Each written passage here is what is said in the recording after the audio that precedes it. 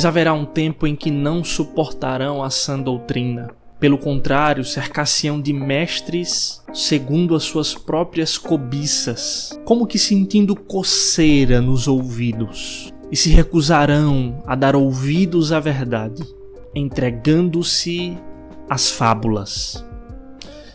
Seja muito bem-vindo, você está aqui mais uma vez no canal do Você Que Pensa.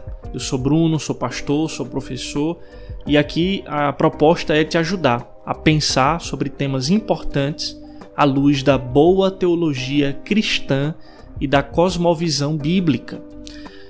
A internet é uma coisa muito boa. Nós já falamos aqui muitas vezes no nosso canal como a internet é um lugar que os cristãos precisam ocupar para disseminar o evangelho, para a propagação do reino. O Senhor nos disse: vão, preguem o evangelho em todos os lugares. E a internet é uma ótima ferramenta para chegarmos em lugares que nós não poderíamos estar presencialmente, mas a nossa mensagem pode chegar pela internet, ou pelo uso das redes sociais, pelo bom uso da rede mundial de computadores. Mas, ao mesmo tempo, infelizmente, a internet tem sido também um reduto de falsos mestres, de falsos pregadores, de muita gente que aparece vestida como ovelha, mas que, na verdade, são lobos escondidos, tentando enganar o povo de Deus. Muita gente mal intencionada.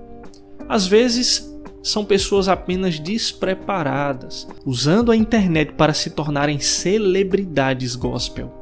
Esse é um exemplo do vídeo que eu postei lá no Reels do nosso Instagram, do Instagram do Você Que Pensa. Se você não nos segue lá, @VocêQuePensa, vai lá, nos segue no Instagram para você também ficar por dentro daquilo que a gente produz por lá. E ontem eu postei um Reels falando sobre a pregadora Mirim, que tem se tornado muito famosa aí na internet por suas ilustrações bizarras durante as suas pregações. Antes de você ser um iPhone 11, você precisa ser um iPhone XR. Por que muita gente escolhe o iPhone 11? Porque ele é mais bonito? Porque ele é mais atual, é mais moderno? Mas antes você precisa ser o XR para então você chegar no 11. Olha só, são essas as ilustrações usadas pela jovem pregadora e tantas outras, uma mais bizarra do que a outra, que ela tem usado lá. Talvez você já tenha visto ou ouvido alguma dessas pregações, algum desses trechos da pregação da pregadora Mirim. E veja, esse vídeo não é só para falar dela, porque um alerta eu preciso fazer, um comentário aqui, um parêntese eu preciso abrir antes de seguir nosso vídeo. Eu acabei de citar uma adolescente. A jovem tem 17 anos. Então, eu quero dizer aqui que a minha concepção é que tem outras pessoas que precisam ser responsabilizadas por aquilo que essa jovem tem se tornado. Ela vai crescer. Rogo a Deus, oro a Deus que ela amadureça, que ela deixe essas coisas de criança, essas coisas de adolescente, essas coisas rasas que não tem nada a ver com o evangelho, para que ela avance no seu relacionamento com Cristo e com o genuíno evangelho. Oro mesmo para que ela avance na sua fé e que de fato ela seja uma cristã madura. Por que eu digo que há outras pessoas que precisam ser responsabilizadas? Porque a palavra de Deus nos alerta que os pregadores, os ministros do evangelho não podem ser neófitos. Nós não podemos dar os microfones, os púlpitos das nossas igrejas a pessoas que não têm um conhecimento necessário do evangelho e de Cristo para se tornarem pregadores influentes. E a internet tem propagado isso. Infelizmente, o que a internet tem feito, a internet tem ajudado a propagar, infelizmente, aquilo que tem acontecido nas nossas igrejas. É o texto que eu citei aqui do apóstolo Paulo na sua segunda carta a Timóteo, capítulo 4, verso 3 e 4. Muitos têm buscado mestres de acordo com o seu próprio coração, de acordo com sua própria cobiça, e estão se recusando a dar ouvidos à verdade. quando nos levantamos para criticar não só essa pregadora mirim, mas tantos outros pregadores midiáticos da internet, logo nós somos taxados de religiosos. Vocês são fariseus. E cadê vocês que não têm pregado o evangelho? Na verdade, vocês são invejosos, porque não sabem e não conseguem fazer aquilo que esses pregadores da internet têm feito. Têm ganhado muitas vidas para Jesus, têm ganhado muitas almas para Jesus, e vocês são invejosos que não têm a mesma capacidade, o mesmo dom, e então se colocam como julgadores. Como alguém disse lá no vídeo que eu postei no Instagram, você está se colocando no lugar do diabo e julgando a jovem pregadora que tem feito algo pelo evangelho. Mais uma vez, rogo para que essa jovem ela amadureça na sua fé. Não estou dizendo aqui que ela não é uma cristã verdadeira, que ela não tem fé genuína. Diferentemente de outros pregadores que nós conhecemos pela internet. Mas alguém precisa ser responsabilizado, porque é uma coisa muito séria se colocar diante de tanta gente na internet como um pregador do evangelho. Deixa eu colocar algumas características aqui, 3 características que eu julgo serem as mais importantes para que nós possamos ficar alertas com os pregadores que surgem na internet com muitos seguidores, com muita audiência, com muita plataforma para eles. Nós precisamos ficar atentos nessas características porque elas são comuns em todos esses pregadores. Primeira característica, você percebe que há muita gente famosa seguindo esses pregadores. Eu pergunto, que tipo de influência evangélica é essa que não gera transformação, arrependimento nas pessoas?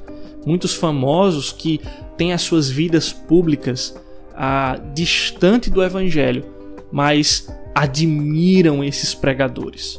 Então, a pregação do evangelho não tem sido suficiente, não tem sido eficaz para transformar essas pessoas ou afastá-las, porque nós sabemos que a luz incomoda as trevas, a luz incomoda a escuridão.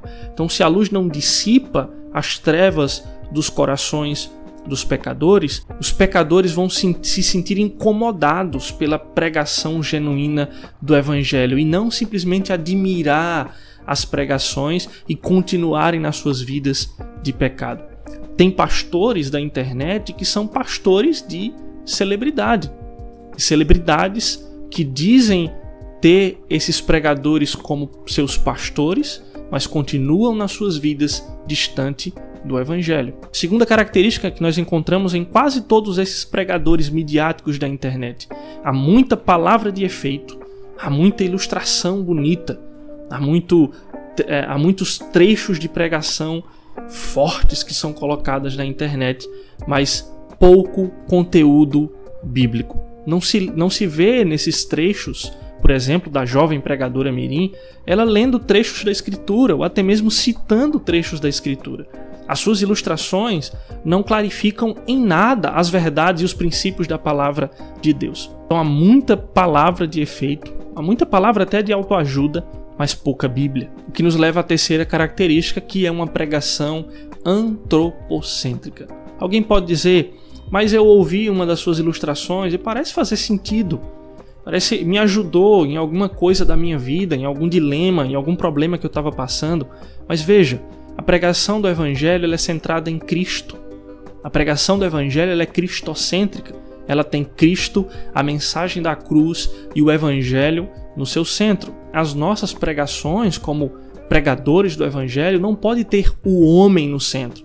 Elas não podem ser antropocêntricas, apenas para afagar o ego das pessoas, fazer as pessoas se sentirem melhor, se sentirem bem, se sentirem felizes, terem ferramentas de como podem ser mais bem-sucedidas na sua vida amorosa, na sua vida familiar, na sua vida profissional. Veja, o Evangelho, ele obviamente afeta todas as áreas da nossa vida, mas o que nós encontramos, ou melhor, o que deixamos de encontrar nessas pregações desses pregadores midiáticos da internet são alguns elementos que são do Evangelho, como arrependimento de pecados, transformação de vida. Por exemplo, o Evangelho nos diz, o próprio Senhor Jesus nos diz, que nós vamos sofrer por causa do Evangelho. Se nós queremos ter uma vida piedosa, nós vamos sofrer perseguição. Assim como Cristo foi perseguido, os seus discípulos também serão perseguidos. E nós não encontramos uma ausência dessa característica do Evangelho e da verdade nessas pregações de internet. Então tem muito antropocentrismo, tem muito conteúdo para afagar o ego do homem, para ajudar o homem nos seus desejos, nos seus dilemas, mas não aponta para a verdade do Evangelho.